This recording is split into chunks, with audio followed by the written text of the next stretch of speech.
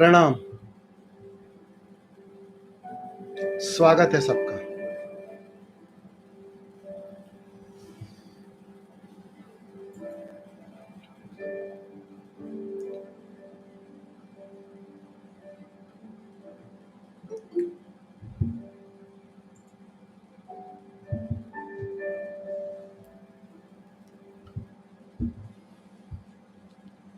जीवन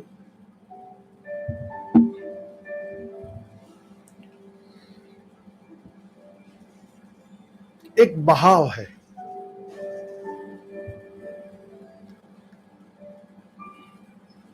जो प्रतिपल बह रहा है।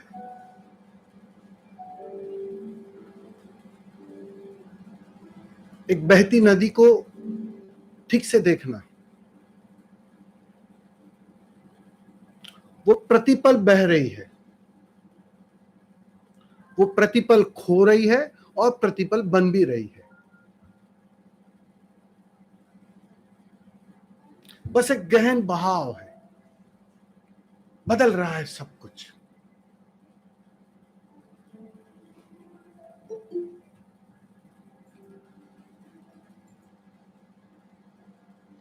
कहते हैं एक ही नदी में तुम दो बार पैर रख ही नहीं सकते। पैर उठाया कि बहुत कुछ बदल गया। नदी वो नदी ना रही, बहुत कुछ बह गया, सब कुछ बदल गया। बस बिल्कुल जीवन भी ऐसा ही कुछ है।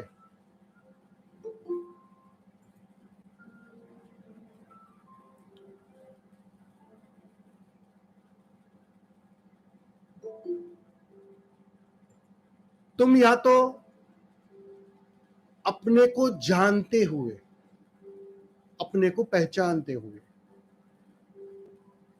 उस बहाव में भाग लो, या अपने को भूलकर उस बहाव में भाग लो। बहाव में तो तुम्हें उतरना ही पड़ेगा, निश्चित ही। लेकिन एक जागा हुआ व्यक्ति, एक जागृत व्यक्ति उस बहाव के बीच भी ठहरा हुआ होता है। बस इतना सा अंतर होता है। बिल्कुल तुम्हारे जैसे ही जीवन वो जीता है, बिल्कुल तुम्हारे जैसा। रत्ती भर अंतर नहीं होता है। उसे भी भूख लगती है, उसे भी भोजन चाहिए। श्रम किया है तो उसे भी आराम चाहिए, उसे भी बीमारी पकड़ती है, दवाई उसे भी लगती है, बिल्कुल तुम्हारे जैसा। लेकिन बस ये छोटा सा भेद बहुत बड़ा भेद बन जाता है। तुम अपने से कुछ रूठे रूठे से हो, तुम अपने को भूल गए हो। बस कुछ ज्यादा गलती नहीं है, कोई बड़ी बात नहीं है, बस थोड़े रूठ गए हो।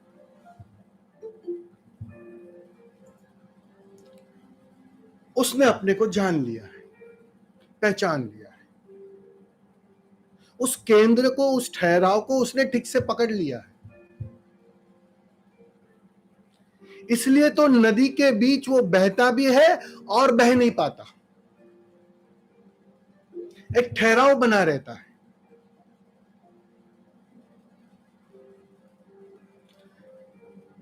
दिखाई पड़ता है कि वो बह रहा है, लेकिन ठीक से अगर देखोगे तो वास्तव में वो रुका हुआ है, क्योंकि उसने केंद्र की धुरी को पकड़ लिया है। सारी साधना बस इस केंद्र की धुरी को ठीक से पकड़ने की साधना है। तुम ठीक से पकड़ नहीं पा रहे हो उस केंद्र को, उससे थोड़े वंचित हो। उसी के कारण इस बहाव में तुम उलझ जाते हो। बहाव बढ़ता रहता है, तुम गवाह रहने की जगह पर, साक्षी रहने की जगह पर उससे तादात्म्य बना लेते और सुख और दुख में पीसते रहते, बेचैन होते रहते।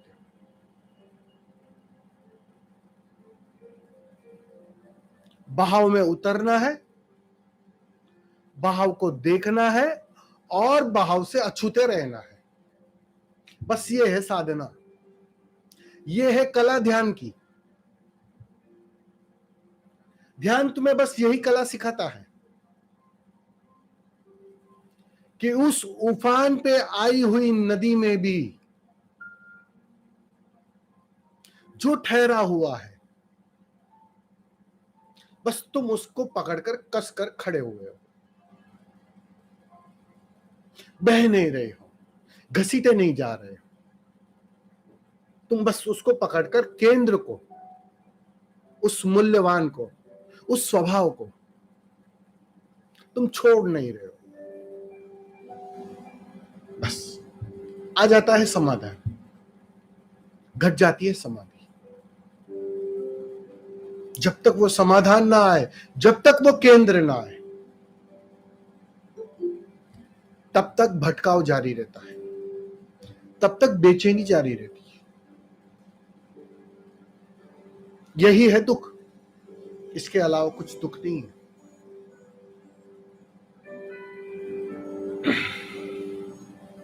धन्यवाद।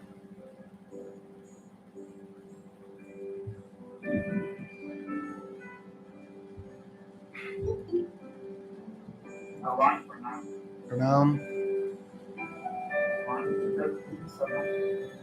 हाँ, होते जा रही है। क्या बोले? थोड़ा जोर से बोलेंगे। भगवान भीतर शून्य सघन से सघन हो रही है। सुंदर। उससे कुछ आगे और रास्ता मतलब और गाइड किया जाए कैसे शून्य को काफी सघन होते जा रही है। ठहराव आ रहा है ना जी, काफी ज्यादा मतलब तो पहले ऐसा जैसे कि हम भीतर अलग ही एक ऊर्जा का एक अलग ही आयाम था, ऐसा काफी स्थिरता मतलब वो अलग इनर एक्सप्लोजन जैसे बिल्कुल काफी अलग ही मतलब आयाम में जैसे प्रवेश हुआ ऐसा काफी मतलब उसने भीतर काफी स्थिरता आई है। बिल्कुल उस समय जैसे लग रहा है काफी वो सघन चट्टान की तरह ऐसा है। बिल्कुल एक ऐसा पिलर की तरह और एक अलग ही जैसे एकदम साइलेंटली भीतर हो रहा है। साइलेंटली भीतर काफी कुछ हो रहा है। बिल्कुल, बहुत सुंदर। वो नाद भी वो काफी मतलब उसमें मतलब नाद क्या? नाद क्या? किस सुन रहे हो क्या? ये अनंतनाथ वो काफी सघन मतलब वो जैसे ही आँख बंद करता हूँ तो वो एक अलग ही मतलब घूमने एक अलग ही मतलब उसमें जैसे लग रहा है काफी मतलब साइलेंटली लेकिन सब कुछ हो रहा है काफी सघन से सघन एकदम। ठीक ठीक।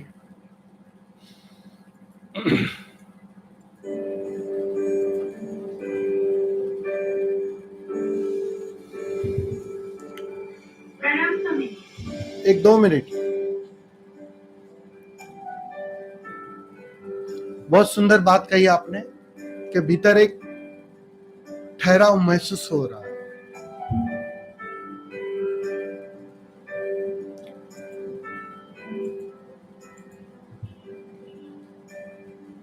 बस ये ठहराव ही मूल्यवान है, ये ठहराव ही स्वभाव है। ये जो ठहराव है ना, वही अपना घर है। बस उस घर के करीब आ रहे हो तुम। अब जब घर के करीब आओगे तो वहां की जो सुगंध है, उसकी जो झलकियां है वो तुमको मिलना शुरू हो जाती है। ये जो आप सब बातें कर रहे हो ना, बिल्कुल ये उसी की खबर है। बेचैनी कम होते जाती है, मांग गिरने लगती है, दौड़ समाप्त होने लगती है। अब कहीं जाना नहीं है, अब कुछ पाना नहीं है, अब कहीं पहुंचना नहीं है।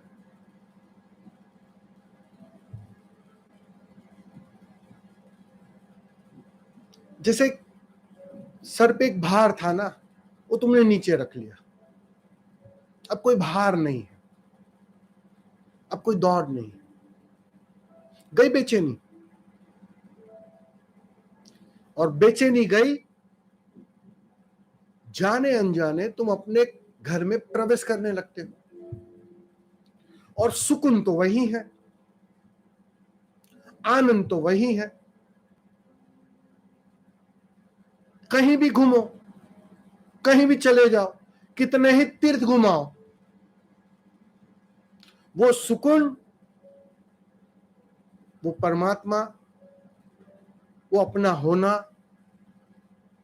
अपने घर पर ही मिलेगा, इस ठहराव में मिलेगा। ये शुभ लक्षण है कि एक शून्य सघन हो रहा है। वो जो शून्यता है ना, धीरे धीरे तुम पाओगे इस भागा दौड़ी वाली जिंदगी के शोरगुल के बीच भी सघन होने लगेगा। अब शोर या ये भागा दौड़ी तुम्हें बेचैन न करेगी, क्योंकि तुम कहीं और से रस ले रहे हो, कहीं और से तुम उसकी झलक ले रहे हो, उसका स्वाद ले रहे हो। अब जितना वो स्वाद गहरा होते जाएगा, तुम पाओगे बाहर की सारी कंडीशनिंग छूटने लगेगी। इसी को कहते हैं जल में कमलवत होना। धीरे धीरे वो अवस्था आने लगेगी। ये हो रही है तुम्हारे साथ, शुभ लक्षण है, बहुत सुंदर अवस्था है। देखो उसे ठीक से देखो कि सब जो पकड़ है आप पाओगे अब कमजोर होने लगी। हो रही है ना? जी। और ये जो शून्यता घिरी है ना, वो शून्यता धीरे धीरे धीरे धीरे छाने लगेगी। लेकिन यहां थोड़ा होश रखना, ज्यादातर साधक यहां गलती कर जाते हैं। जब मंजिल नजदीक आती है ना, तो मन ऐसा दाव डालता है कि वो उलझ जाता है, बेहोशी छा जाती है। अब इस शून्यता की मांग मत खड़ी करना, क्योंकि बीच बीच में बाजार हावी होगा।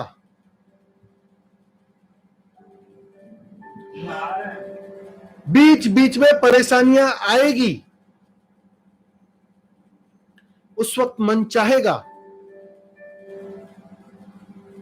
कि नहीं, चाहिए तो वही शून्यता, उसकी मांग खड़ी करेगा। और ये जो शून्यता की मांग है ना, बस इस पर थोड़ा होश रखना। वो मन का आखिरी दाव होगा, वो मन की आखिरी चालाकी होगी। मन जब सब जगह से हार जाता है ना,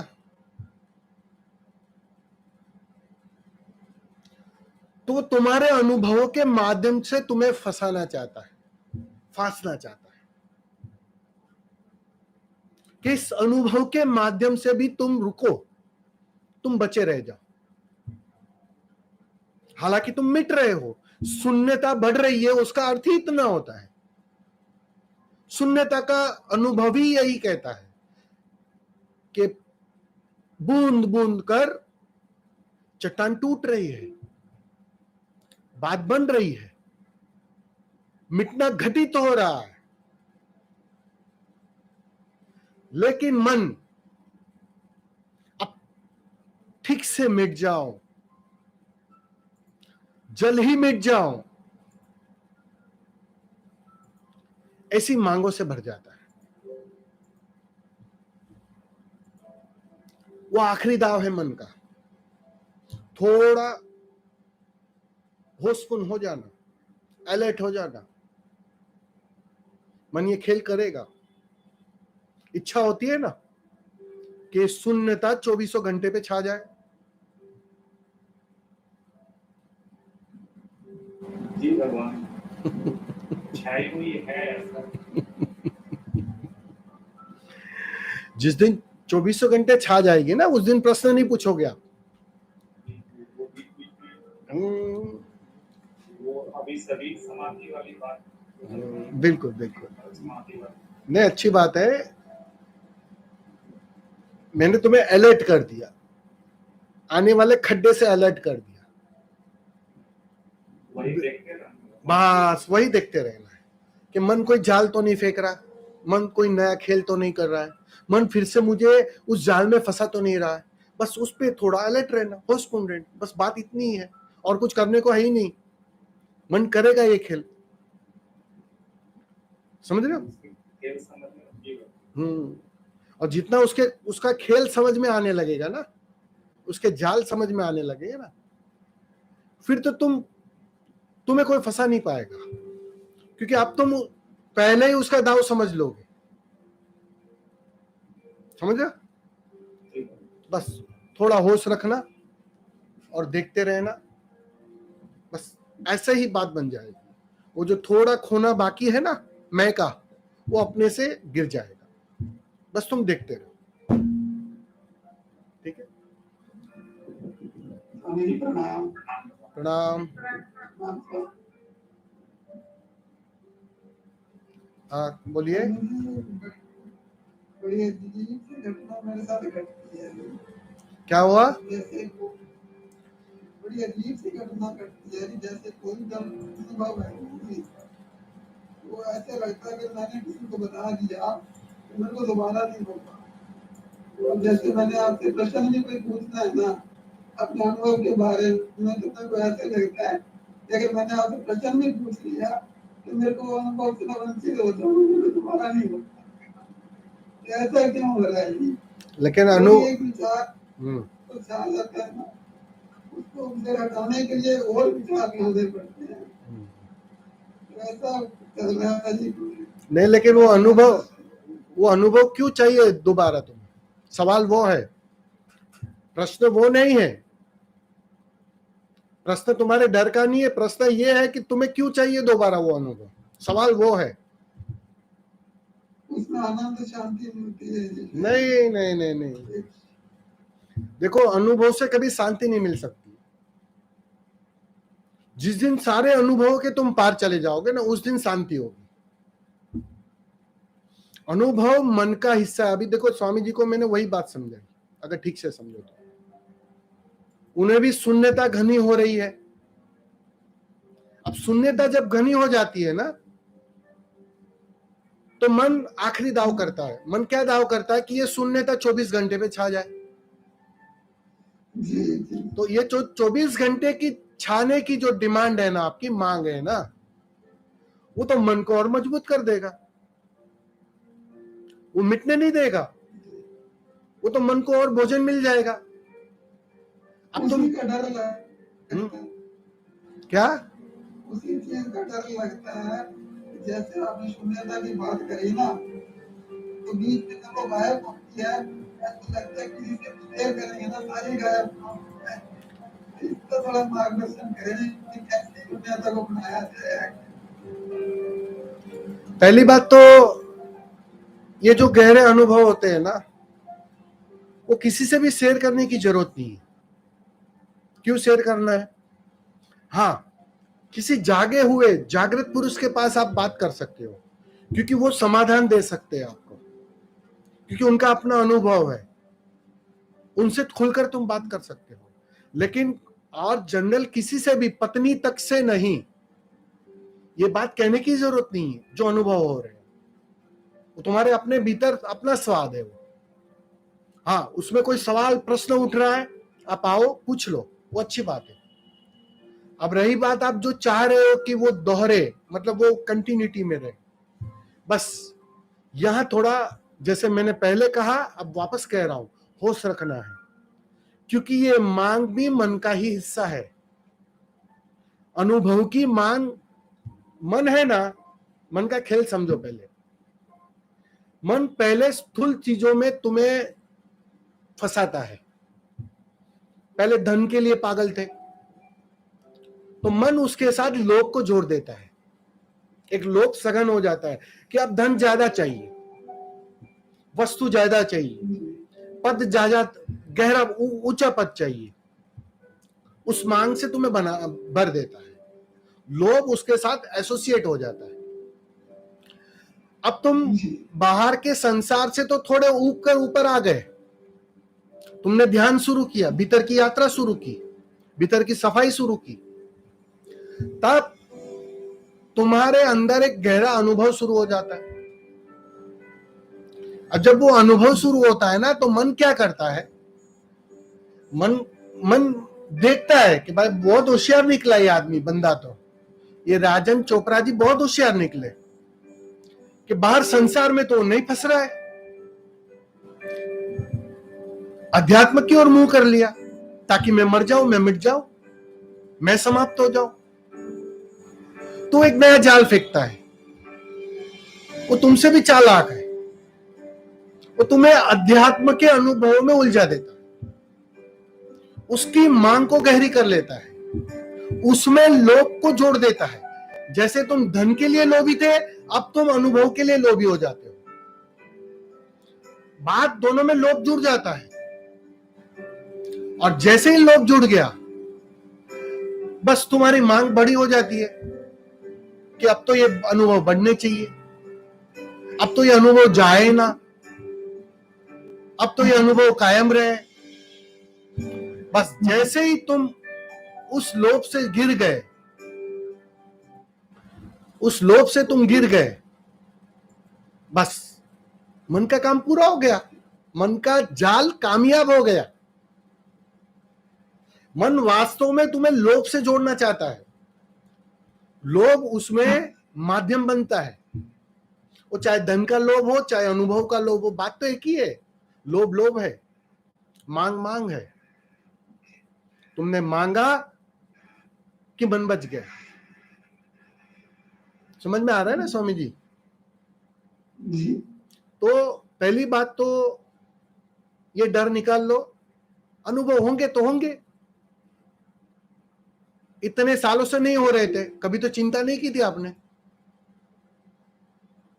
अभी कुछ समय से हो रहे, तब उसकी मांग खड़ी हो गई। देखो उस मांग को, देखो उस खेल को, इतने सालों से थे, कभी याद नहीं आई थी इस अनुभव की, बाहर ही जी रहे थे, कभी याद नहीं आई थी इस अनुभव की। अभी वो क्यों इतना सघन हो रहा है, वो मांग क्यों बड़ी हो रही है? थोड़ा देखो उसे, ध्यान में यही देखना है, होश में यही देखना है कि भैया ये मांग, आपने मांग की चीजें बदल दी, बस बात इतनी है ना, और क्या है? उससे क्या अंतर पड़ता है? भिकमंगापन तो गया नहीं, मांग तो जारी है अभी भी। वो चाहे धन मांगो, चाहे अनुभव मांगो, चाहे वस्तुओं मांगो, या चाहे अध्यात्म की कुछ चीज मांगो, बात तो वही है। बस थोड़ा होश रखना, बस मांग से बचना है, मांग को गिरने दो, असली बात वो है। समझ में आ रहा है ना स्वामी जी? तो ये, हाँ बोलिए।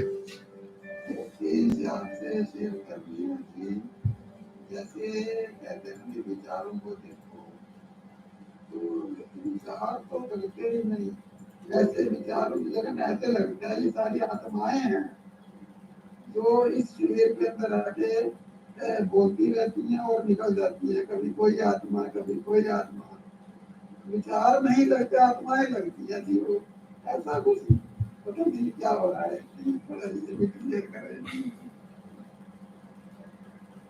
विचार आते तो लगता है आत्माएं आती है, आपको ऐसा प्रतीत होता है? आदि विचार नहीं लगते, ऐसे लगता है कि कोई पाप नहीं है कोई पुण्य नहीं है, कभी कोई आत्मा आके कुछ कर्म करवा लेती है, कभी कोई आत्मा आके कुछ करवा लेती है, मैं कुछ नहीं कर रहा, मैं कोई पाप कर रहा हूँ, मैं पुण्य कर रहा हूँ। नहीं, अच्छी बात है कि अगर आपको ये अनुभव हो रहा है कि मैं नहीं कर रहा हूं, सब कोई अज्ञात शक्ति आ रही, कोई अज्ञात ऊर्जा आ रही जो सब कुछ करवा रही, यही बात कहना चाह रहे हो ना आप? हाँ जी, कुछ अलग अलग आत्मा है, आओ आत्मा नाम दे दो, ऊर्जा नाम दे दो, वो अलग बात है, वो ठीक है, वो आपकी अपनी स्वतंत्रता है। उसको अगर ठीक से कहो, अगर ठीक से उसका विश्लेषण करना चाहोगे ना आप, तो इतनी सी बात है कि अब ऐसा अनुभव हो रहा है आपको कि अब मैं नहीं कर रहा हूं, अब कोई अज्ञात शक्ति आती है, कोई ताकत आती है, कोई फोर्स आता है जो मुझसे कुछ बहुत कुछ करवा लेती है। ठीक कह रहा हूं मैं? जी बिल्कुल ऐसे ही है। बिल्कुल बिल्कुल वही हो रहा है, एक्चुअली में वही हो रहा है, तुम करते ही नहीं हो। वो कोई अज्ञात शक्ति है, कोई ताकत है, उसको तुम परमात्मा की शक्ति कह दो, उसको तुम अद्वैत की शक्ति कह दो, उसको तुम गुरु की ताकत कह दो, जो आपको नाम दे देना, वो आपकी मर्जी की बात है। लेकिन कोई अज्ञात फोर्स है, कोई अज्ञात ताकत है, कोई ऊर्जा है जो उस परिवर्तन के लिए निमित्त बनती है। बनने दो, क्या करें, करना कुछ नहीं है, बस उसको देखो, उसके खेल को देखो, करना कुछ नहीं है। करना क्या है? अभी तो तुम्हें दिखाई पड़ रहा है कि मेरे हाथों में नहीं है कुछ, कोई और कर रहा है, बस तो उसको देखो, उस खेल को देखो। पहले यही तो भ्रांति थी, यही तो बेहोशी थी कि कोई और कर रहा था, कोई अज्ञात शक्ति कर रही थी, तुम मात्र निमित्त थे, तुम उसके कर्ता बन रहे थे। तुम्हें लग रहा था मैं कर रहा हूं, तुम्हारा मैं सघन होते जाता था, मजबूत होते जाता था, तुम अपने मैं को जोड़ देते थे उसमें कि मैंने किया। ये भ्रांति मजबूत होती थी तुम्हारी, यही तो बेहोशी थी तुम्हारी। अब होश जग रहा है, प्रतिदिन होश जग रहा है, अनुभव उस होश में ले जा रहा है। अभी बात साफ हो रही है कि हो रहा है, अरे मजे की बात है। वो आप आत्मा नाम दे रहे हो, कुछ और नाम दे दो, उससे कोई अंतर नहीं पड़ता है, लेकिन कोई और कर रहा है, ये बात पक्की हो गई, ये बात तो पक्की हो गई ना, बस काफी है। कुछ भी नहीं लगता है। बिल्कुल बिल्कुल तो तुम किसी भी चीज के ना दोषी हो, ना पुण्य तुम कर सकते हो, ना तुम पाप कर सकते हो, वो बात तुम्हें साफ हो गई है। मैं करता नहीं हूं, मैं करता नहीं हूं, मैं मात्र जानने वाला हूं, मात्र जानने वाला। ये बात तुम्हें दिखाई पड़ रही है, ये बात तुम्हें साफ साफ हो रही है, बस यही तो चाहिए, यही तो बात चाहिए। सारी साधना बस उसी की याद दिलाने की साधना है। तुम भूल गए हो। एक साधारण व्यक्ति, बेहोशी का मतलब ही इतना होता है कि वो भूल गया है,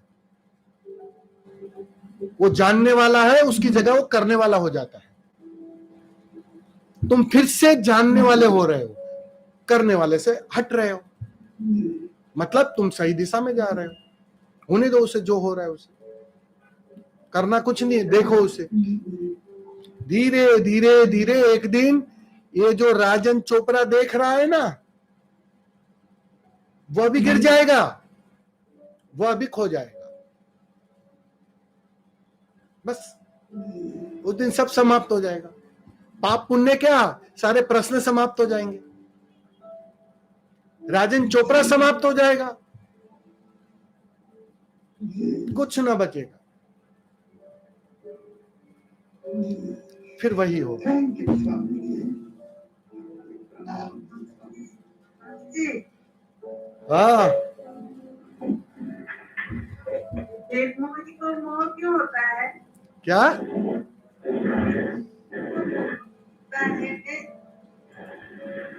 एक मिनट। जैसे आप हाँ हाँ आप मोह शून्य हो आप मोह शून्य हो हाँ, और आपको ही हमारा मोह होता है क्यों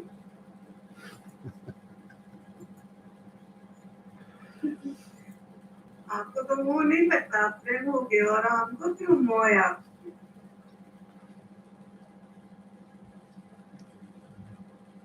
मोह तो रहेगा थोड़े समय तक, क्योंकि आखिर में चाह क्या है? आखिरी चाह क्या है? आखिरी चाह तो यही है ना कि बिल्कुल जो जैसे वो दिख रहे हैं, सहज और सरल, मैं भी कैसे उस अवस्था को उपलब्ध हो जाऊं। यही चाह है ना कि और कोई चाह है? पता नहीं लेकिन वो दो होके रहना नहीं है बड़ा तकलीफ है आप तो बिल्कुल दो होने में तो पीड़ा ही है, लेकिन वो पीड़ा पीड़ा नहीं है, वो विरह की कीमती पीड़ा है, मूल्यवान पीड़ा है। वो दो रहने में जो पीड़ा है वो कीमती पीड़ा है, क्योंकि वो ही तो तुम्हें मिटाती है, तुम्हें काबिल बनाती है उससे एक होने के लिए। उसे एक कैसे हो पाओगे? बुनियादी शर्त समझो, पानी से पानी मिल सकता है, पानी से तेल नहीं मिल सकता। तुम्हें उसके रूप में परिवर्तित होना पड़ता है, उसके आकार में परिवर्तित होना पड़ता है। अब गुरु कहो, परमात्मा कहो, जागा हुआ व्यक्ति कहो, उसमें और आप में फर्क कहां होता है? आपको दिखाई पड़ता है उसका शरीर, लेकिन वो सिर्फ शरीर नहीं है, वो मशीनरी तो दिखाई पड़ रही है, जो साफ साफ हाथ हिल रहे हैं, पैर हिल रहे हैं, बातें कर रहा है, शरीर बिल्कुल वही दिखाई पड़ रहा है, लेकिन उसकी ऊर्जा और आपकी ऊर्जा में घनत्व का फर्क होता है। तुम थोड़े ठोस हो, तुम में वो तरलता नहीं है जो तरलता एक बुद्ध में होती है, वो सहजता नहीं है जो एक बुद्ध में होती है। तुमने वो खोई है, कभी तुम थे लेकिन तुमने वो खोई है। मतलब तुम्हारा जो जल था वो बर्फ की तरह सख्त हुआ है। अब जब तक वो सख्त है तब तक मिलन कैसा? रूप बदलना पड़ता है, बर्फ को गलना पड़ता है, पिघलना पड़ता है। जब तक बर्फ पिघलेगी नहीं, गलेगी नहीं, तुम बिल्कुल उसकी अवस्था में ना आओगे। नहीं यही सोचेंगे हमें जब तक तुम उसकी अवस्था में ना आओगे, उसके रूप में ना आओगे, वो मिलन कैसे हो पाएगा? वो बात नहीं बनेगी। सारी साधना तुम्हें बिल्कुल मेरे रूप में ले आने की साधना है। गुरु यही तो चाह रहा है, बिल्कुल तुम मेरे जैसे हो जाओ। बस यही तो कवायद कर रहा है वो चाहे समझाने के माध्यम से हो, चाहे विधियों के माध्यम से हो, चाहे किसी और माध्यम से हो, वो तुम्हें गलाना चाहता है, वो तुम्हें मिटाना चाहता है कि तुम गलो, तुम मिटो। बर्फ थोड़ी सख्त हो गई है, थोड़ा मिटो। उस गुरु की उष्मा में, उस गुरु की आग में तुम्हारा गलना आसान हो जाता है, तुम्हारा पिघलना आसान हो जाता है। अब जितना जितना तुम पिघलोगे, सीधी सी बात है, मुंह तो जगेगा कि अब तो उसको आलिंगन में चले जाओ, अब तो उससे एक हो जाओ, अब तो ये दूरी बर्दाश्त नहीं होती है, बिल्कुल बर्दाश्त नहीं होती है, इतनी भी दूरी बर्दाश्त नहीं होती है। और राबिया की एक बात सुनिए ना, बहुत सुंदर बात कही है। कि परमात्मा को याद क्या करना है, बात कुछ ऐसी बनानी है कि वो भूले नहीं,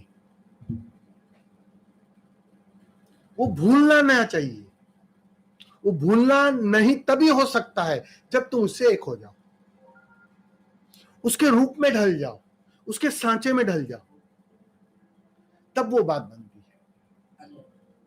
और तब तक ये विरह बहुत कीमती है, तब तक ये पीड़ा बहुत कीमती है। धन्यवाद देना इस पीड़ा को, बेचैन मत होना। ये पीड़ा रंग लाएगी, आज नहीं तो कल वो निखार देगी तुम्हें, वो तुम्हें उस रूप में ले आएगी, फिर मिलन कोई रोक ना पाएगा। उससे एक हुए बिना तुम बच ना पाओगे, होना पड़ेगा, ये नियम है। तुम्हें बस उस ऊर्जा के रूप में आना पड़ेगा, उस शुद्धतम रूप में आना पड़ेगा। जैसे ही तुम उस शुद्धतम रूप में आओगे, गुरु भी शुद्धतम रूप में है, बस मिलन घट जाता है, अद्वैत घट जाता है। और ऐसा नहीं है कि सिर्फ गुरु से तुम जुड़ जाते हो, इस अस्तित्व की सारी उस शुद्धतम चेतना से तुम जुड़ जाते हो, उससे एक हो जाते हो, तुम उस अद्वैत का अनुभव करते हो। तो किसी एक व्यक्ति विशेष से बात नहीं है, ये तो निमित्त मात्र है। ठीक है, तुम किसी भी बहाने झुके, तुम किसी भी बहाने मिटे, अब बहाना क्या है वो उतना मूल्यवान नहीं है, लेकिन ये जो मोह है, ये जो बढ़ रहा है मोह, ये कीमती है, बढ़ने दो उसे। ठीक से तड़पो, ठीक से मरो, ये मिटना बहुत कीमती है।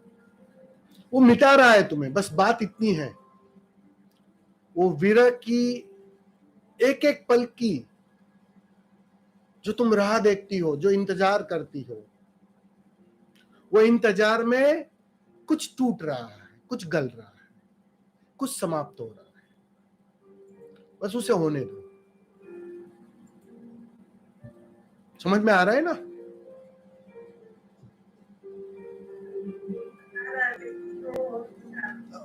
आ तो रहा है लेकिन कठिन लग रहा है, बराबर ना?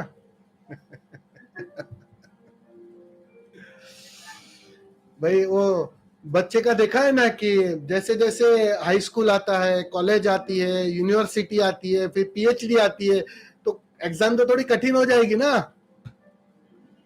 क्या अभी भी वो पहली क्लास वाले तुमको प्रश्न पूछे जाएंगे? एग्जाम थोड़ी कठिन होने दो ना, होने दो, क्या अंतर पड़ता है? आपको मुंबई से ले आएंगे, राउरकेला पूरा आपको मुंबई से राउरकेला ले आएंगे शिफ्ट करने का।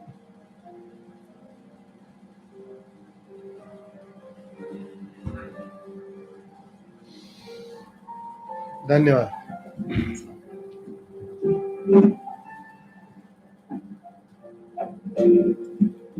गुरुदेव प्रणाम। प्रणाम। कैसे आए गुरु की नगरिया, बड़ी कठिन यहाँ डगर की चढ़ैया। क्या?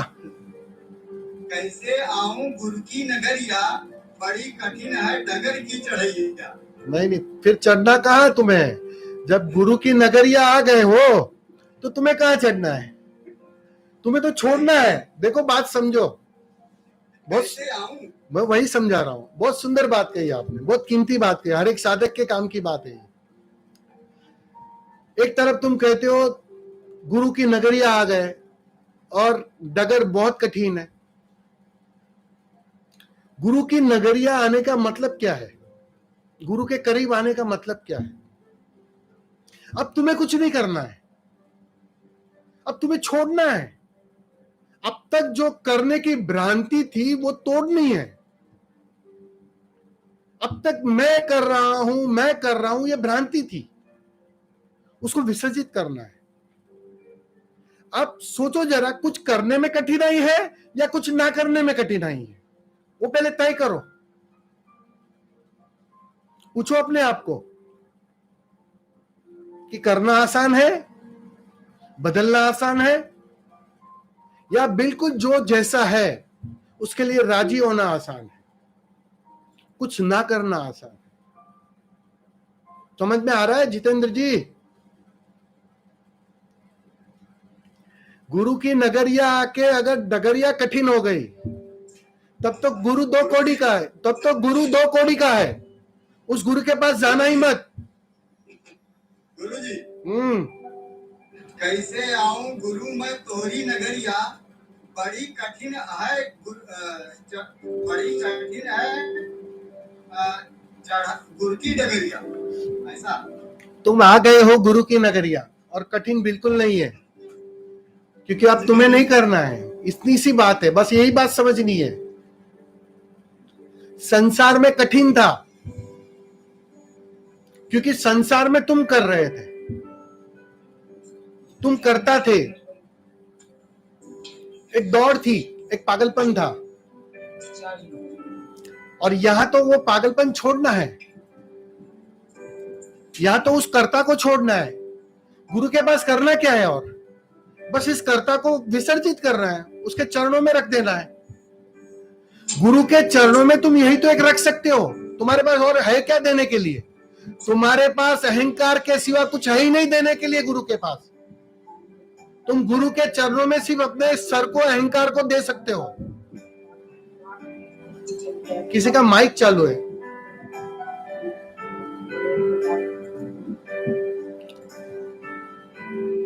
तुम सिर्फ अहंकार दे सकते हो, अपनी सारी समझदारी दे सकते हो उसके चरणों में। बस इतनी सी शर्त है, गुरु के करीब आने की इतनी सी शर्त है, वो दे दो। जिम्मेदारी देने में कठिनाई होती है, जिम्मेदारी लेने में कठिनाई होती है। बच्चे थे तब माँ बाप ने जिम्मेदारी ली थी, तो कठिनाई थी। क्या अब आपके बच्चे हो गए और जिम्मेदारी तुम ले रहे हो, तो वो कठिनाई वाले दौर है। जिम्मेदारी लेने में कठिनाई है। यहां तो तुम जिम्मेदारी छोड़ रहे हो, तुम समर्पित हो रहे हो। और यहां बस ये एक ही चाबी है, थोड़े झुक जाओ, थोड़े समर्पित हो जाओ। समर्पित होते ही बात बनना शुरू हो जाती है। बोझ गया, करता गया, मिटना शुरू हो गए। वो मिटना घट रहा है, धीरे धीरे धीरे वो बर्फ पिघल रही है। इस आग के सामने तुम्हारी बर्फ बच ना पाएगी ज्यादा दिनों तक। वो गलेगी, पिघलेगी, सारा रूप बदल जाएगा, सारा आकार बदल जाएगा। गलने दो उसे। तो बिल्कुल कठिन नहीं है, बिल्कुल कठिन नहीं। वो मन को कठिन लग रहा है, मन कठिन दिखा रहा है, क्योंकि झुकने में कठिनाई है, अपने को छोड़ने में कठिनाई है, जो मन चाहता नहीं है। मन अभी भी मालिक बना रहना चाहता है, वो मालिकियत चाहता है। इतने जन्मों से, इतने सालों से जो उस राजगद्दी पे बैठा है, जो राजा बना बैठा है, अब वो ऐसे ही छोड़ देगा क्या राजगद्दी? छोटे मोटे युद्ध तो करेगा ही, छोटे मोटे खेल तो करेगा ही, कोशिश तो करेगा ही। तो अपनी कोशिश कर रहा है, इसलिए वो इस चीज को कठिन बता रहा है। तुम्हें पूछो ना अपने आप से प्रश्न कि जिम्मेदारी सर पे लेता हूं तो कठिनाई है, या जिम्मेदारी बोझा सर से उतार देता हूं तो कठिनाई है?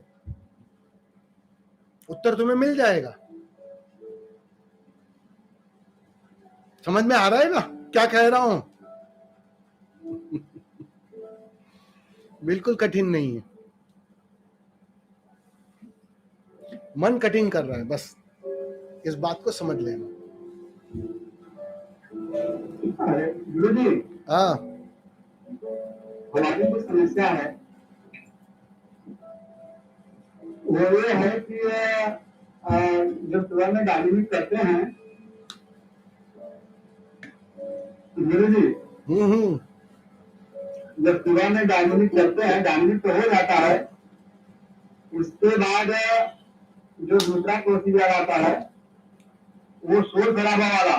शोर शराबा वाला क्या बात है।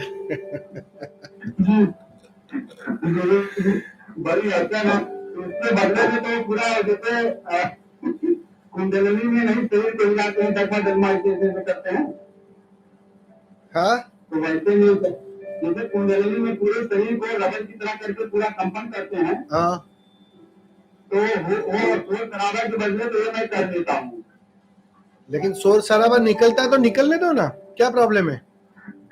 अरे गुरुजी, सब अजीब सब यहाँ का जो एटमोस्फियर है दूसरे ढंग का है।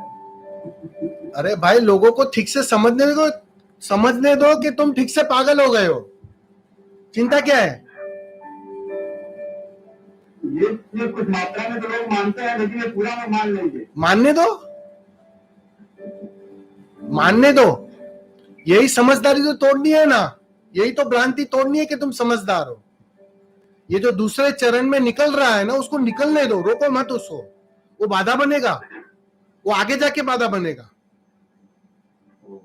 बिल्कुल, अगर रोज कर रहे हो डायनामिक, तो निश्चिंत होकर वो पागलपन को देखो। 4 दिन आदमी कहेंगे, आसपास वाले पड़ोस वाले 4 दिन चिंता करेंगे तुम्हारी। 5वें दिन लोग पागल को भी छोड़ देते हैं कि भाई आप वो तो पागल ही है, बिल्कुल तुम उसकी फिक्र मत करो। कमरा बंद रखो और अकेले में कर लो और निकाल दो जो निकलता है। चीखना होता है, चिल्लाना होता है, रोना होता है, हंसना होता है, बहुत कुछ होता है। बहुत कुछ तुमने दबा रखा है। अब जब तक वो दबा हुआ है ना, तुम समझो अभी भी, जब तक वो दबा हुआ सब कुछ है ना अचेतन में, तब तक चैन आएगा ही नहीं। तुम उस आनंद को स्वीकार ही नहीं कर पाओगे, क्योंकि वो बेचैनी स्वीकार ही नहीं करने देगी। तो खाली होने दो। अगर आप कर रहे हो रोज, बहुत शुभ बात है, अच्छी बात है।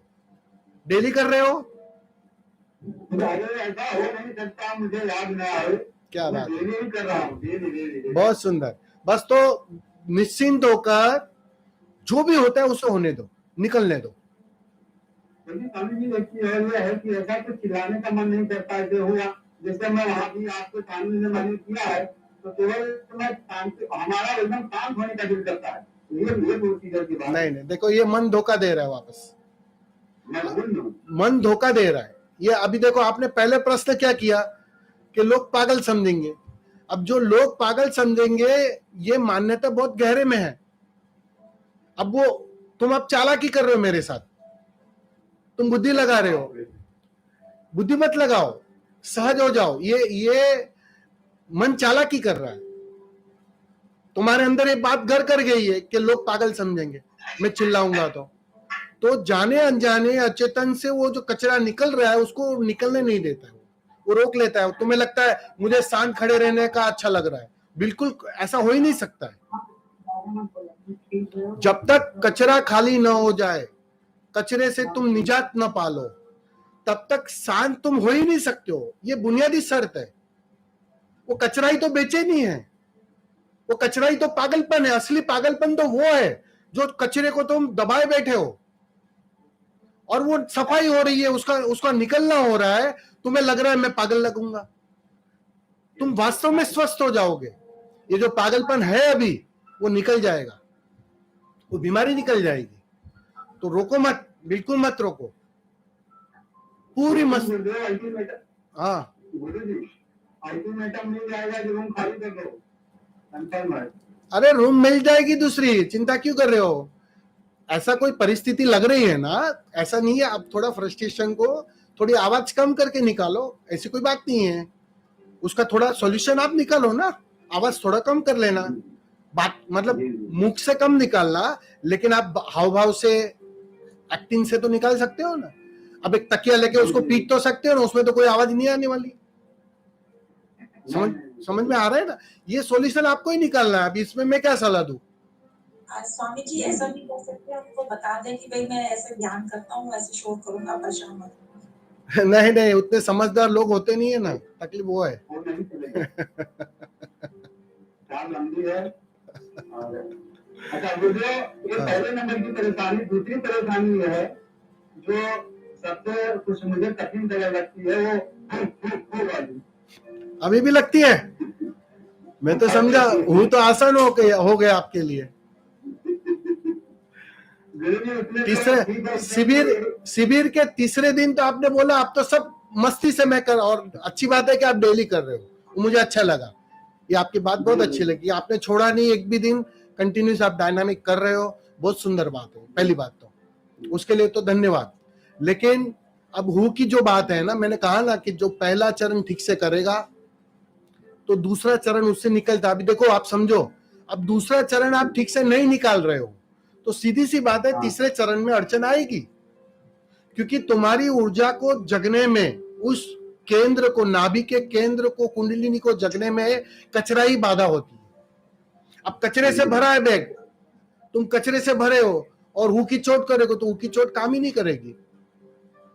आप समझ रहे हो?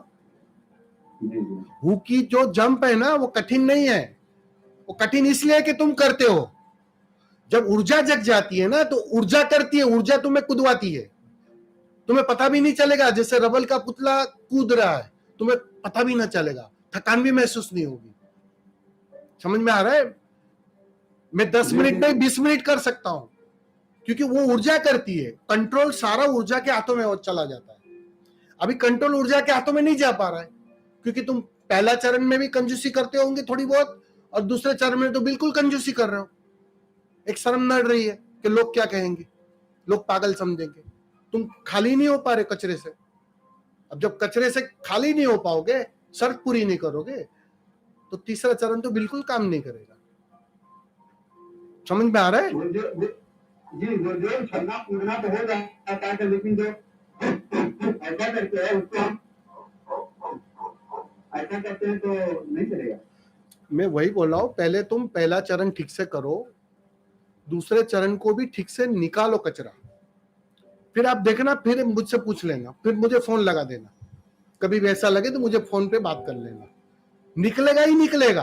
अब चिंता मत करो, पहले तो मान्यता को गिराओ कि लोग क्या कहेंगे, अड़ोस पड़ोस वाले ये करेंगे वो करेंगे, पागल समझेंगे। समझने दो,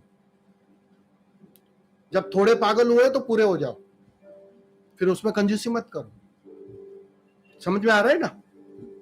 बस चिंता मत करो। आप जो पहले की अपेक्षा से तो हाथ पैर तो बहुत स्ट्रांग हो गया है, उछल कूद हो जाता, पहले नहीं हो पा रहा था।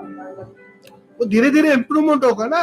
शरीर क्या है, हमारा शरीर उसके हिसाब से, उसके मुताबिक ढलने लगता है। वो ढलना हो रहा है, धीरे धीरे उसके हिसाब से एडजस्ट हो जाएगा। अब चिंता मत करो उसकी, ठीक है?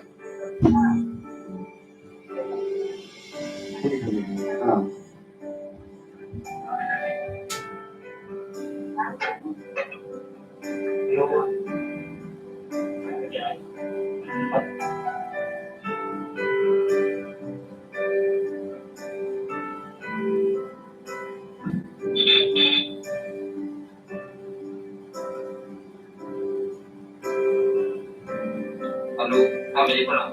हाँ प्रणाम। स्वामी जी, ध्यान रोज करता हूँ और कुछ अनुभव, जैसे सभी साधक प्रश्न पूछे थे, अनुभव तो मुझे कुछ होता नहीं है।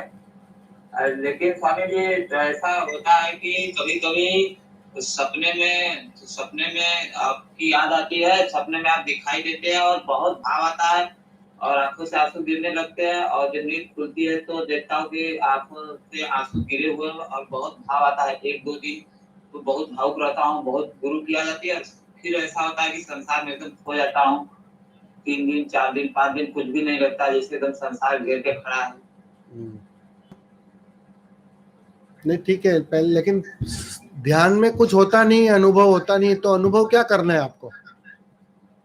स्वामी जी कोई अनुभव नहीं होता, एकाएक तो जैसे सपने में गुरु दिखा और सपने में घाव आया, गुरु के पैरों में पड़ा हूँ और रोना आ रहा है, ये 2 दिन 3 दिन के लिए बहुत भाव गुरु के लिए रहता है और बहुत ही कैसा महसूस होता है, कुछ एकदम भावुक सा हमेशा बना रहता हूँ कि किसी को देखता भी हूँ, कुछ भी होता है तो अंदर से जैसे रोना आ जाता है और फिर गायब हो जाता है। 3 दिन 4 दिन तो एकदम फिर जन्म के संसार में एकदम लग जाता हूँ, एकदम कुछ याद ही नहीं रहता है कि जैसे। नहीं वो ठीक है, संसार में लग जाते हो वो ठीक है, लेकिन जब स्वप्नों में सही, जब अहंकार का टूटना होता है ना, मिटना होता है ना, याद आती है, मतलब तुम कुछ गल रहे हो, कुछ पिघल रहे हो, तो विधि तो काम कर रही है अपना, आप समझ रहे हो। लेकिन जो तुम मांग खड़ी कर रहे हो कि भाई ध्यान में कुछ नहीं होता है, तुम राह देख रहे हो क्या उसकी कि कुछ हो? कुछ समझ में आ नहीं रहा है कि क्या मैं चाहता हूँ। मुझे जैसे कि बहुत 1 दिन 2 दिन। कौन सी विधि करते हो? पहले तो मुझे बताइए कौन सी विधि करते हो, क्या करते हो आप? स्वामी जी विधि में तो मैं बैठ करके विपश्यना ध्यान करता हूँ नाभि केंद्र पर। अच्छा, हाँ स्वामी जी वही मैं करता हूँ। तो विपश्यना में तो ऐसे भी कुछ नहीं होता है। विपश्यना में किसने कहा आपको कि अनुभव होते हैं?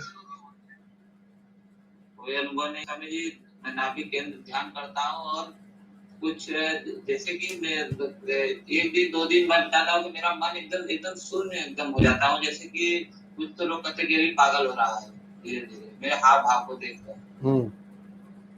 ऐसा भी लोग बोलते हैं। मतलब बोलना कम हो जाता होगा, आसपास में तुम बात नहीं करते होंगे।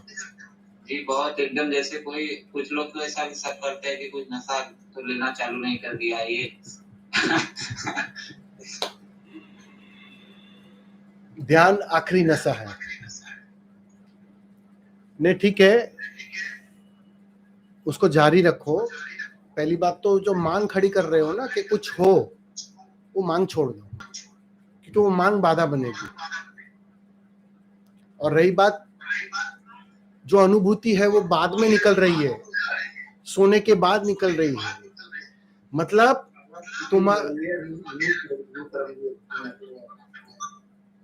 स्वामी जी इको हो रहा है आपका। हाँ सब लोग म्यूट कर दो। कि जब तुम कॉन्शियसली कोई विधि करते हो, ध्यान करते हो, तो कॉन्शियसली तुम उस मांग से भरे होते हो,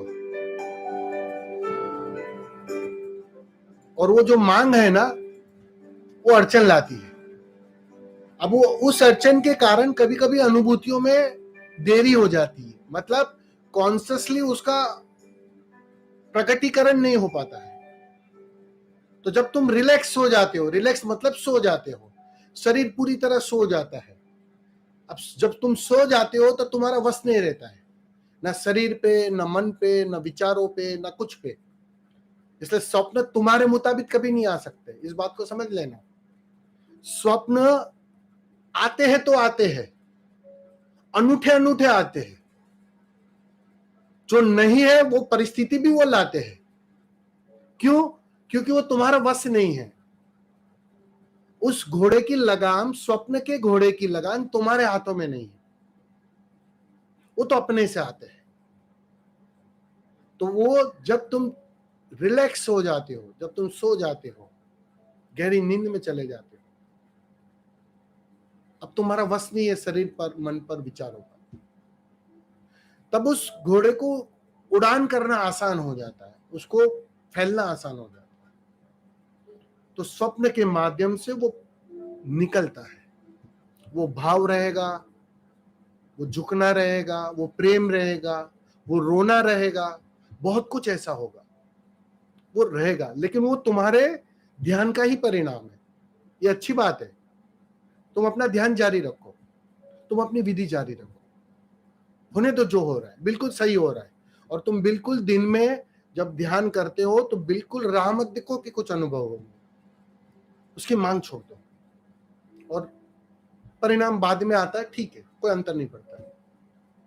समझ में आ रहा है ना? जी स्वामी जी। होने दो जैसा हो रहा है, बिल्कुल। प्रणाम।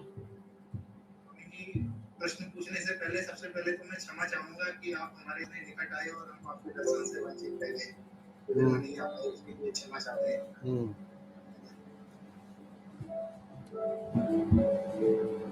नहीं, अच्छा रहा था शिविर। चलो ठीक है, अगली बार मिलेंगे, कोई वांधा नहीं। और प्रभु मेरा प्रश्न ये है कि जो अनुभव करता है, वो अनुभव करता जो है वो मन है या मैं हूँ या कोई और है? मन है, सारे अनुभव मन ही करता है। प्रभु मन के पार जाने अगर जाए, कैसे जाया जाए? अनुभव के पार जाना पड़ेगा। प्रभु ध्यान के तो अनुभव ही होते हैं। नहीं, वो ध्यान के नहीं अनुभव होते हैं। अभी वही समझा रहा हूँ, बहुत सुंदर प्रश्न है आपका, समझो। रेफरेंस के अनुभव होते हैं। अब कोई गहरी धूप से अंदर आया है कमरे के अंदर, तो उसको कमरा थोड़ा काला दिखेगा, मतलब अंधेरा ज्यादा दिखेगा, होता है ना। और आप कमरे के अंदर ही हो। अब वो कमरे वाला बोलेगा, वो जो बाहर से आया हुआ व्यक्ति बोलेगा कि यहाँ कमरे में तो बहुत अंधेरा है, यहाँ तो लाइट की जरूरत है, ट्यूबलाइट जलाओ। और तुम कहोगे अरे इतना तो उजाला है, जरूरत कहाँ है। अब उसको काला क्यों लग रहा है वो? क्योंकि वो गहन धूप से आया, उसके रेफरेंस में वो अनुभव घट रहे हैं। समझ में आ रहा है? अब जन्मों जन्मों से तुम बेहोशी में जिए हो, जन्मों जन्मों से तुम मन की मालकियत में जिए हो, मन की छाया में जिए हो। तो जब तुम पहली बार ध्यान में उतरते हो या ध्यान में अग्रसर होते हो, तब तुम्हें झलकियां मिलना शुरू होती है, क्योंकि कुछ पल के लिए विचार खो जाते हैं, उसी को तुम ध्यान कहते हो। तो वो स्वाद लिया तुमने, अब उस स्वाद को तुम अनुभव समझ रहे हो। कहने को अनुभव ही है, क्योंकि उस शब्दकोश में उसके अलावा कोई भाषा नहीं है, कोई शब्द नहीं है कि मैं तुम्हें और कोई व्याख्या दूं उसकी। वो अनुभव ही है, डेफिनेटली अनुभव है, लेकिन वो अनुभव मन के ही अनुभव है, वो मन ही कर रहा है अनुभव। वो तो जैसे जैसे ये अनुभव करने वाला खोता है ना, समाधि में क्या होता है, ध्यान खो जाता है। जो ध्यान के अनुभव कर रहा था वो विलीन हो जाता है, वो मिट जाता है, पूरी तरह खो जाता है। वो खोने की प्रक्रिया है। अनुभव में तो तुम कुछ उपलब्ध करते हो, तुम्हारी भाषा तो ऐसी ही रहती है, आज मैंने ये अनुभव किया, कल मैंने ये पाया, परसों में ये पाऊंगा, यही तो सबके सवाल होते हैं।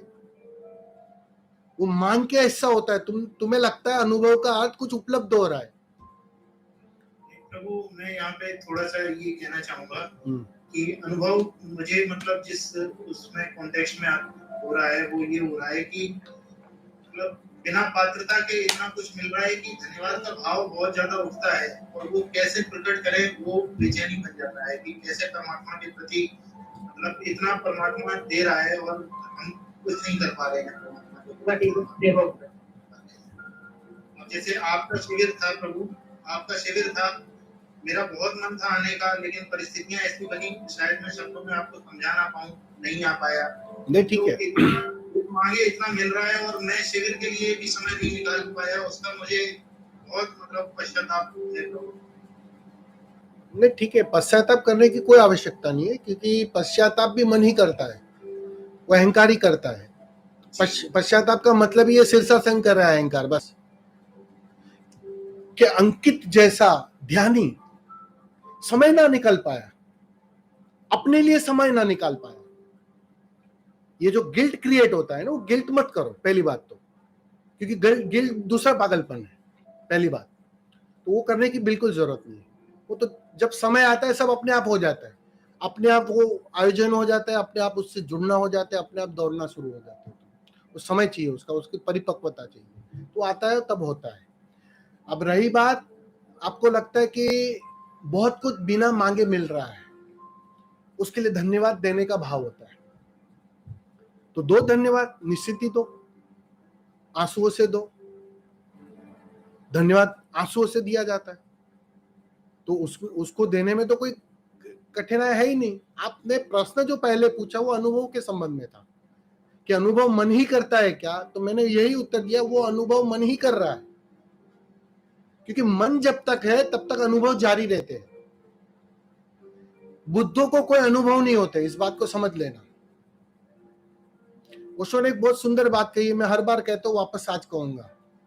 जिस दिन तुम्हें आनंद का पता चलना बंद हो जाए, अब आनंद का पता तो चल रहा है ना आपको, जिस दिन तुम्हें आनंद का पता चलना बंद हो जाए, उस दिन जान लेना कि आनंद घट गया।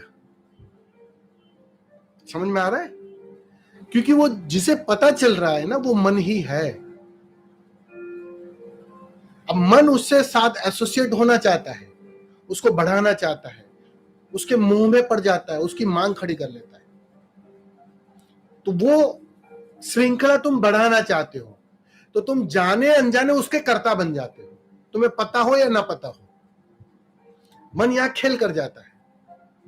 मन अच्छे अनुभव से जुड़ना चाहता है, क्योंकि उसे एक बात पता चल गई कि इसको फांसना है, इसे बेवकूफ बनाना है, इसको अपने जाल में डालना है, तो सीधी सी बात है, मुझे आध्यात्म की अच्छी अच्छी बातें ही करनी पड़ेगी। अब मैं फिल्म की बातें करूंगा, अब मैं अच्छी लड़कियों की बातें करूंगा, अब मैं धन की बातें करूंगा, तो एक बात पक्की है, अंकित फंसने वाला नहीं है। फंसेगा अंकित? नहीं फंसेगा ना। लेकिन मैं अभी कहूं, आओ बैठो मेरे पास, बस समाधि घट जाएगी, समाधान आ जाएगा, बिल्कुल समाधि जैसा अनुभव हो जाएगा। अब अंकित को फांसना आसान है। ख्याल में आ रहा है मैं क्या बोल रहा हूं? चीजें बदल गई। तुम भौतिक चीज मांग रहे हो या आध्यात्मिक चीज मांग रहे हो? मांग तो रहे हो ना, और मांग रहे हो मतलब मन जारी है, और मन है तब तक मुक्ति नहीं हो सकती, मांग है तब तक मुक्ति नहीं हो सकती। इसलिए कहता हूं कि सारे अनुभवों के तुम्हें पार जाना पड़ेगा, और अनुभवों से तुम गुजरते हो, अनुभव होते नहीं है। उस अनुभव को भी देखो, उसको गुजरने दो। देखते देखते देखते ये जो अंकित है ना, वो मोमबत्ती की तरह पूरा पिघल जाएगा एक दिन। बस देखने में, वो देखने में जलना हो जाएगा, मोमबत्ती अपने से पिघल जाएगी, समाप्त हो जाएगी। तब तक लेकिन अंकित को खड़े रहकर बस जलना पड़ेगा उस मोमबत्ती की तरह। बस उसी का नाम साधना है, उसी का नाम गवाह रहना है। जैसे तुम गवाह रहोगे, मोमबत्ती पिघलते रहेगी, पिघलते रहेगी। एक दिन ये जो अनुभव भी कर रहा है ना अंकित, वो पूरी तरह खो जाएगा। ख्याल में आ रहा है ना अंकित? जी जी जी जी। तो एक दिन वो खोना हो जाएगा, अपने से खोना हो जाएगा। उसके लिए कोई कोशिश नहीं करनी। इसलिए मजे की बात है, साधना में कोई कोशिश हो ही नहीं सकती है। साधना का मतलब ही इतना होता है। हम साधना को करने की भाषा में ही चित्रित करते हैं, लेकिन साधना की ही नहीं जा सकती है। जब तुम कुछ नहीं करते हो ना, तब तुम साधना में होते हो, तब तुम वास्तव में साधना कर रहे हो। लेकिन अब भाषा की भूल है, मुझे बोलना पड़ेगा साधना कर रहे हो।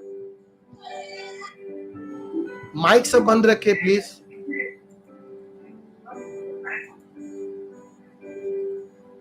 समझ में आ रहा है ना अंकित? करने की भाषा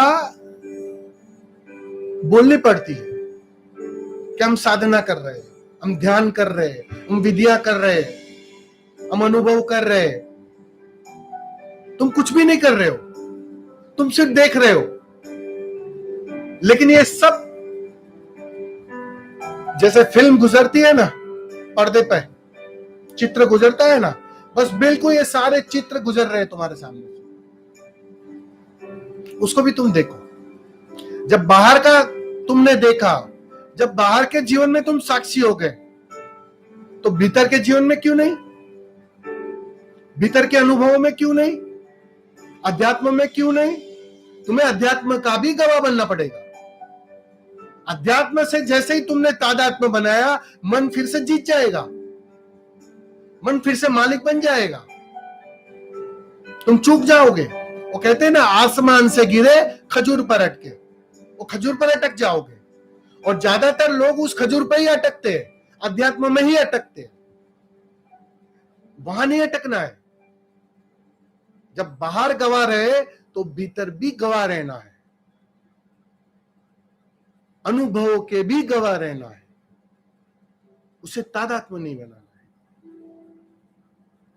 ये कठिन अध्याय है, क्योंकि अनुभव कह रहा है ना, मन कहेगा, मन आर्ग्यूमेंट करेगा, अरे इतना सुंदर अनुभव हो रहा है, ये क्या स्वामी जी की बातों के चक्कर में आ गए तुम? मेरा अनुभव सही है, स्वामी जी बोले वो सही, या इतने सारे बुद्धों ने जो कहा वो सही है, मेरा अनुभव सही, मैं देख रहा हूं, मैं अनुभव कर रहा हूं। मन ऐसे खेल करेगा। लेकिन तुम गौर करना, जितना तुम तादात्म्य बनाओगे अनुभवों से, उतना मन के पार जाना कठिन हो जाएगा, क्योंकि तुम रुकना ही चाहोगे ना। सीधी सी बात है, जिस चीज की तुम ज्यादा प्रशंसा करोगे, जिस चीज में तुम ज्यादा जीना चाहोगे, अब उससे छूटोगे कैसे? मन फिर से जीत जाएगा। बस इस खेल को ही तो समझना है ना, कि मन ये खेल करेगा। इसीलिए गुरु की जरूरत है, इसीलिए जीवित गुरु की जरूरत है। ये बात जीवित गुरु ही समझा सकता है कि भाई इस खेल से तुम पे सावधान रहना। समझ में आ रहा है? वो सावधानी बहुत जरूरी है, होश रखना थोड़ा। ये खेल चलेगा। आज देखो, आपने 3 से 4 जो प्रश्न है, सब वही प्रश्न थे, अनुभव के ही प्रश्न थे। वो अनुभव ही सबको अच्छे लग रहे थे, सब वहीं रुकना चाह रहे थे, सब वही डेरा बनाना चाह रहे थे कि बस स्वामी जी, हा, मैं शून्य हो रहा हूं, ये शून्य हो रहा हूं। जो बोल रहे थे ना, उसमें ही सब झलक रहा था, प्रशंसा कर रहे थे। वो कह रहे थे बस स्वामी जी यही सब कुछ है, बाकी तो सब व्यर्थ है। मन उलझा डालेगा उसमें। समझ में आ रहा है ना अंकित? प्रभु जी, स्वामी जी ये पूछना चाहता हूँ कि जो साक्षी है, जो देखता है दृश्य, तो दृश्य जब भी देखेगा तो मन तो उसमें संलग्न हो ही जाएगा। तो ऐसे मन से कैसे पृथक हुआ जा सकता है? ये तो असंभव लग रहा है। नहीं, असंभव कुछ नहीं है। मैं गवाह हूं, बिल्कुल असंभव नहीं है। साक्षी में तुम एक भीतर धारणा लाते हो, एक कंडीशनिंग लाते हो कि अब मैं नहीं कर रहा हूं, अब मैं देख रहा हूं सिर्फ। साक्षी रहने का मतलब क्या है? ये जो क ख ग बोलते हैं ना, हम शुरुआत करते हैं पढ़ाई की, तो शुरुआत में आपको बोला जाता है कि आप तुम खाली देखो। अंकित उठ रहा है, अंकित बैठ रहा है, अंकित कर रहा है, मैं नहीं कर रहा हूं। आप उसमें 2 खंड स्लाइस बना, जैसे ब्रेड में कैसे स्लाइस होती है, वैसे आप स्लाइस बना देते हो। तो शुरुआत तो स्लाइस से ही करनी पड़ेगी। पहले तो खंड करना ही पड़ेगा कि भाई मैं अलग हूं और अंकित अलग है। अंकित एक रोल है जो निभा रहा है, लेकिन उसके पर जो वॉचर है, उसके पर जो देखने वाला है, वो मैं हूं। तो साक्षी को तुम पहले प्रज्वलित करते हो, उसको घना करते हो। तुम हर घटना के गवाह रहते हो, ना उससे अटैच होते हो, ना उससे डिटैच होते हो, ना उससे सुखी होते हो, ना उससे दुखी होते हो। ये प्रैक्टिस तुम घनी करते हो। जैसे जैसे वो प्रैक्टिस घनी हो जाती है, उतना ही तुम्हारा अचेतन दूर खड़े रहने में सक्षम हो जाता है। अभी आदत नहीं है दूर खड़े रहकर, गवाह रहकर देखने की, तो आदत तो बनानी पड़ेगी, क्योंकि अब तक आदत इतनी है कि हर घटना में हम इन्वॉल्व हो जाते थे, कर्ता हो जाते थे, भोक्ता हो जाते थे, दुखी हो जाते थे, सुखी हो जाते थे, उसके अंदर हम इन्वॉल्व हो जाते थे। यही तो आदत थी जन्मों जन्मों की। मन की आदत का मतलब ही इतना है, मन हर घटना में कर्ता बन जाता था, तुम्हें कर्ता बना देता था। अब तुमने वीडियो के माध्यम से, रोज 1 घंटे के माध्यम से धीरे धीरे एक नई आदत निर्मित की, दूर खड़े रहकर देखने की। और जैसे कैमरा होता है ना, कमरे में कैमरा लगा होता है, कैमरा कुछ करता है क्या? बस पड़ा है ऊपर, बस देखते रहता है, उसका काम ही इतना है, देखते रहना। बस तुम बिल्कुल कैमरे हो जाते हो। साक्षी होने का मतलब ही इतना है। तो देखने की कला जैसे जैसे विकसित होगी, वैसे वैसे तुम्हारे अचेतन की वो आदत निर्मित होगी, और एक दिन वो आदत इतनी घनी हो जाएगी कि तुम्हें देखना नहीं पड़ेगा और देखना जारी रहेगा। ये बात समझना थोड़ा कठिन हो जाएगा, शब्दों से मैं नहीं समझा पाऊंगा। वो तो तुम जिस दिन उस अवस्था में आओगे, उस दिन साक्षी भी ना बचेगा, उस दिन देखने वाला भी ना बचेगा। मैं कोई चीज का गवाह नहीं रहता हूं आप, लेकिन अचेतन से वो बात जारी है, क्योंकि स्वभाव में आ गया। स्वभाव है देखना, बस वही जीवन हो गया। पहले सिर्फ करना जीवन था, कर्ता जीवन था,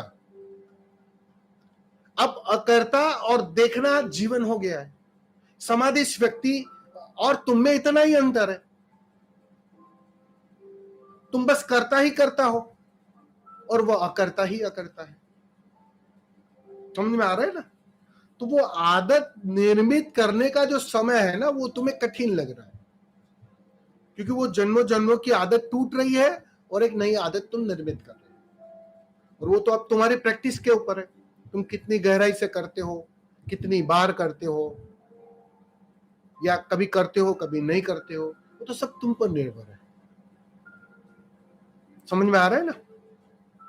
तो सीधी सी बात है, मैं अगर होमवर्क दिन में 4 बार करूंगा तो मैं जल्दी सीख लूंगा, और तुम हफ्ते में 2 बार करोगे तो सीधी सी बात है, तुम्हें थोड़ा वक्त लगेगा, क्योंकि तुम्हारे अचेतन को समझने में वक्त लगेगा। असली बात तो अचेतन को राजी करवाना है कि मैं करता नहीं हूं, मैं सिर्फ दृष्टा हूं, सिर्फ गवाह हूं, सिर्फ साक्षी। अचेतन अभी मानने को तैयार नहीं है। उस मान्यता को घनी करने के लिए तुम्हें प्रैक्टिस में जाना पड़ता है, वीडियो में जाना पड़ता है। तो वो जारी रखना पड़ेगा। वो जारी रखोगे तो धीरे धीरे वो एक्सेप्टेंस आएगा, और एक दिन वो एक्सेप्टेंस पूरा आ जाता है। उस दिन फिक्र मत करो, कोई साक्षी कोई गवाह बचता ही नहीं है। कांटे से कांटे निकाल दिए सब सारे, अब वो कांटा भी गया, उस कांटे की भी अब जरूरत नहीं है। वो तो सहारा लिया तुमने कांटे का, बस इतनी सी बात है। समझ में आ रहा है ना?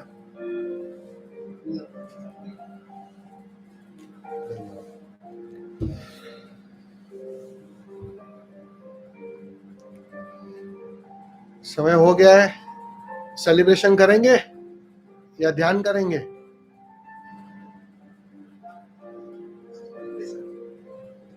गुरुजी सेलिब्रेशन। क्या बात है, हु करेंगे, हु।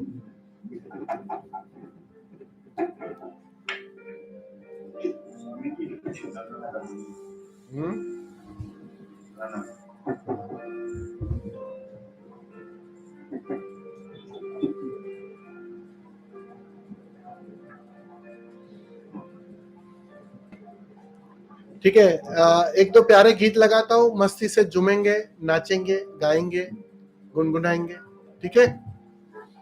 स्वामी जी, हाँ, अरे ध्यान करने में क्या रखा है? सेलिब्रेशन में आनंद आता है। अच्छा, तो ध्यान करोगे तब असली सेलिब्रेशन आएगा, चिंता मत करो। गुजरना तो ध्यान से ही पड़ेगा, हु करना ही पड़ेगा, और कोई उपाय नहीं है।